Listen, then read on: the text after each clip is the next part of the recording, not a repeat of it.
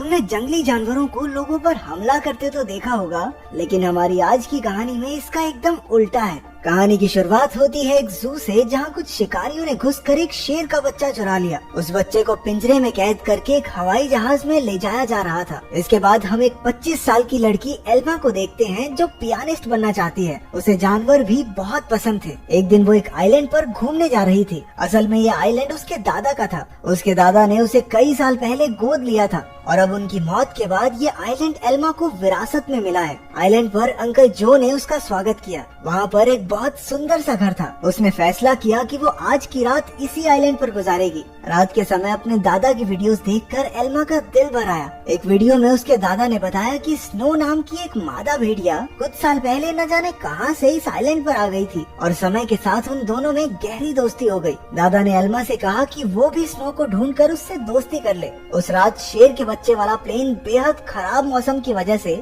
उसी आइलैंड पर क्रैश हो गया। क्रैश की आवाज सुनकर एल्मा डर गई और उसने बाहर जाकर देखा, लेकिन वो आइलैंड बहुत बड़ा था तो उसे कुछ नहीं मिला। अगली सुबह चार्ल्स और एली नाम के दो नौजवान वहाँ आए। उन्होंने स्नो को कैद करने के लिए जाल बिछा दिया। असल में वो भेड़ियों के पार्क के मालिक थे और उसके लिए स्नो को पकड़कर ले जाना चाहते थे। कुछ देर बाद स्नो जाल में फंस गई, लेकिन अपनी सूझबूझ से चार्ल्स और एली के आने से पहले ही वो जाल काटकर भाग निकली। फिर वो तैरकर आइलैंड की दूसरी ओर जा पहुंची, जहां उसकी मुलाकात एल्मा से हुई। पहले तो एल्मा घबरा रही थी, लेकिन फिर उसने अपने दादा की बात याद की और स्नो को पुचकारने लगी। कुछ देर बाद एल्मा प्लेन क्रैश की जगह पर पहुंची। खुशकिस्मती से शेर के बच्चे को कोई चोट नहीं पहुंची थी। वो एक पक्षी के घोंसले में गिर गया था, लेकिन पक्षी ने उसे नीचे धक्का दे दिया और इसके बाद वो सीधा जाकर एल्मा की गोद में गिरा। एल्मा भी उसे अपने साथ घर ले आई। उसी वक्त स्नो भी अपने छोटे बच्चे के साथ घर में आ गई। घर में 3 प्यारे जानवर देखकर एल्मा बहुत खुश थी। उसने तुरंत अंकल जो को बुलाया, लेकिन उन्होंने एल्मा से कहा कि इन खतरनाक जानवरों को घर में रखना ठीक नहीं है, तुम्हें इन्हें जू वालों को दे देना चाहिए।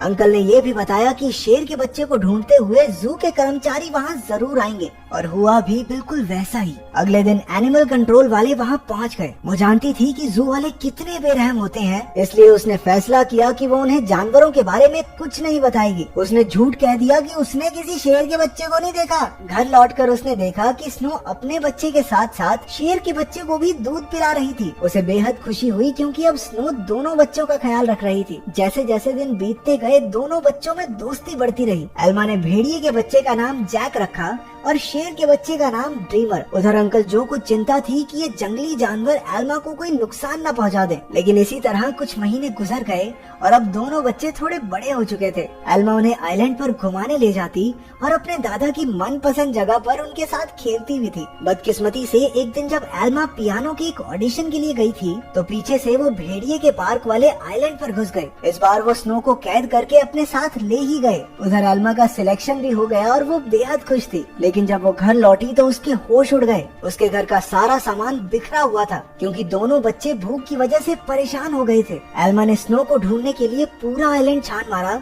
लेकिन स्नो तो वहाँ थी ही नहीं। अब उसे ही बच्चों का पेट भरना था, इसलिए उसे ना चाहते हुए भी अपनी पियानिस्ट की नौकरी छोड़नी पड़ी। एक दिन अंकल जो फिर से वहाँ आए और खूंखार जानवरों को अब तक वहाँ देखकर गुस्से से भर गए। उसने एल्मा से उसी वक्त जानवरों को जू में भेजने को कहा, लेकिन एल्मा ने उन्हें समझाया कि उसके दादा की यही इच्छा थी कि वो जानवरों के साथ रहे, और फिर जू में न जाने इन मासूमों पर कितने अत्याचार होंगे। आखिरकार अंकल जो भी मान गए और एल्मा को गले से लगा लिया। अब उनका सारा समय जानवरों को खाना खिलाने और उनका पूरा ध्यान रखने में जाता था। एल्मा को जैक और ड्रीमर से बहुत प्यार था और बदले में जानवर भी उस पर जान छिड़कते थे। देखते ही देखते 1 साल गुजर गया और अब दोनों जानवर बड़े हो गए थे। अंकल जो शहर से उनके लिए मांस लाया करते थे, लेकिन उनके पास जाने में उन्हें डर लगता था। उन्होंने फिर से एल्मा को समझाया कि इनके साथ रहना खतरे से खाली नहीं है, लेकिन एल्मा किसी कीमत पर उन्हें छोड़ने को तैयार ही नहीं थी। एक दिन एक माँ बेटी कश्ती में आइलैंड के नजदीक आए। उन्हें देखकर जैक उनके पास जाने लगा। जैसे ही एल्मा ने ये सब देखा, वो जैक को रोकने के लिए भागी, लेकिन वो एक पत्थर से टकराकर नीचे गिर गई और उसके सर में चोट लगने की वजह से वो उसी वक्त बेहोश भी हो गई। वो माँ बेटी ये सब नहीं देख पाई और वापस कश्ती कश्ती में चली गई। कुछ ही देर में जैक और ड्रीमर एल्मा के पास आए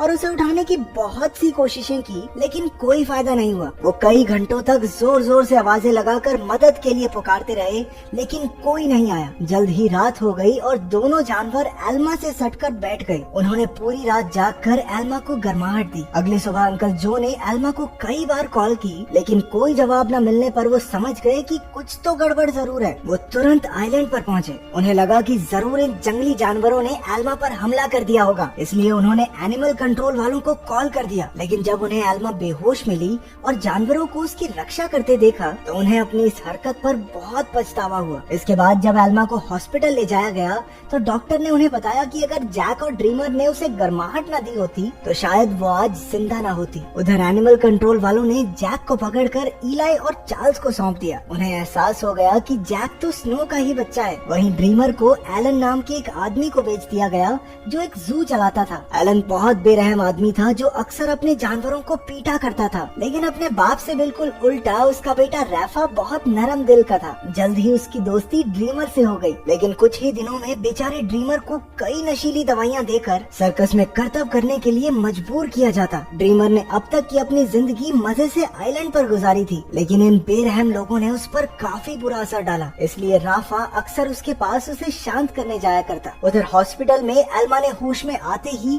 जैक और ड्रीमर के बारे में पूछा। अंकल जो ने भारी दिल के साथ उसे सब सच बता दिया। जैसे ही एल्मा हॉस्पिटल से बाहर आई वो सीधा एनिमल कंट्रोल के दफ्तर में पहुंची। उसे पता चला कि जैक को तो भेड़ियों के पार्क में भेज दिया है और ड्रीमर को उन्होंने एक सर्कस ग्रुप को दे दिया था। ये सुनते ही वो गुस्से से भर गई और ऑफिसर पर चिल्लाने लगी, लेकिन अंकल जो ने उसे शांत किया। कुछ समय बाद एल्मा ने एली को फोन करके जैक के बारे में पूछा। एली ने बताया कि जैक बहुत खुश है और यहाँ उसके कुछ दोस्त भी बन गए हैं। इससे एल्मा को थोड़ी तसल्ली मिली, लेकिन अब भी वो ड्रीमर के लिए बहुत परेशान थी। अगले कुछ हफ्तों तक वो शहर की हर एक सर्कस में गई और सबसे ड्रीमर के बारे में पूछताछ की, लेकिन कुछ हाथ नहीं लगा। उधर ड्रीमर की वजह से एलन की मोटी कमाई होने लगी थी। ड्रीमर जल्द ही स्टार लॉयन के नाम से मशहूर हो गया। एक दिन ड्रीमर का सर्कस ग्रुप भेड़ियों के पार्क के पास से गुजर रहा था और जैक ने तुरंत अपने बचपन के दोस्त को पहचान लिया। जैक अपनी सूझबूझ से पिंजरे से बाहर निकल गया। एली ने जब ये देखा तो वो समझ गया कि जैक बेहद समझदार है और वो जरूर कुछ न कुछ ढूंढ रहा है। जल्द ही जैक उस तक पहुंच गया जिसे वो ढूंढ रहा था। उसने बड़ी चालाकी से ड्रीमर को भी पिंजरे से छुड़ा लिया। इतने महीनों के बाद एक दूसरे से मिलने पर दोनों जमकर खेले। जब एलन को ड्रीमर के भागने का पता चला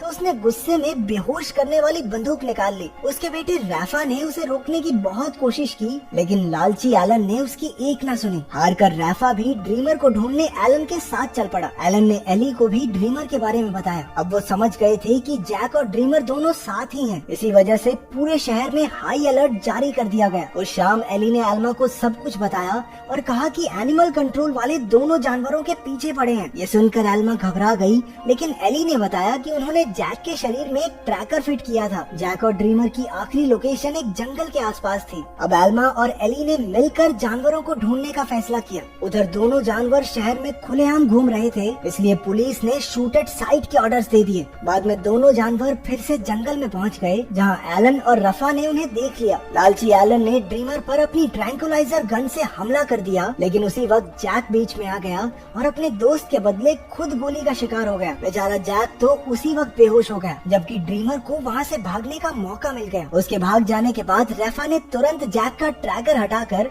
उसे एक दवाई दे दी, जिससे बेहोशी की गोली का असर खत्म हो जाए। कुछ देर बाद बाप बेटा एक बार में पहुंचे और एली और एल्मा भी एक ट्रैकर के जरिए उन तक पहुंच गए। एलन ने उनसे कहा कि उसके पास कोई ट्रैकर वगैरह नहीं है और उन्हें बाहर भेज दिया, लेकिन समझदार रैफा ने बाथरूम का बहाना बनाकर एली और एल्मा को सब सच बता दिया। वो उन्हें जंगल में ले गया, जहां आखिरकार उन्हें ड्रीमर मिल गया। इसके बाद ड्रीमर उन्हें एक झोपड़ी में ले गया, जहां जैक आराम कर रहा था। खुशकिस्मती से उसे सही टाइम पर होश आ गया था, लेकिन तभी उन्हें पुलिस के आने का शक हुआ तो एल्मा ने दोनों जानवरों को खुफिया रास्ते से भगा दिया। अब आइलैंड तक पहुंचने के लिए उन्हें सिर्फ एक नदी पार करनी थी। पुलिस से बचने का एक यही रास्ता था, लेकिन वहाँ कोई कश्ती नहीं थी, इसलिए सबको तैर कर ही जाना होगा। जैक तो उसी वक्त फुर्ती से नदी में तैरने लगा, लेकिन ड्रीमर पानी से डरता था। एल्मा ने उसे हिम्मत देने की बहुत कोशिश की, लेकिन ड्रीमर वापस जंगल की ओर मुड़ गया। जैसे ही जैक और एल्मा तैर रहे थे, उन्हें बंदूक चलने की आवाज सुनाई दी। इसका मतलब ये था कि ड्रीमर अब इस दुनिया में नहीं रहा। आइलैंड पर पहुंचकर एल्मा फूट फूट कर रोने लगी, लेकिन ड्रीमर अचानक उसके सामने आ गया। असल में वो जंगल में पुलिस वालों को भटकाने के लिए गया था। उसे जिंदा देखकर सभी खुशी से झूम उठे। आखिर एल्मा ने जैक और ड्रीमर के लौटने की खुशी में पार्टी में पियानो बजाया। अब उनका परिवार पूरा हो गया था।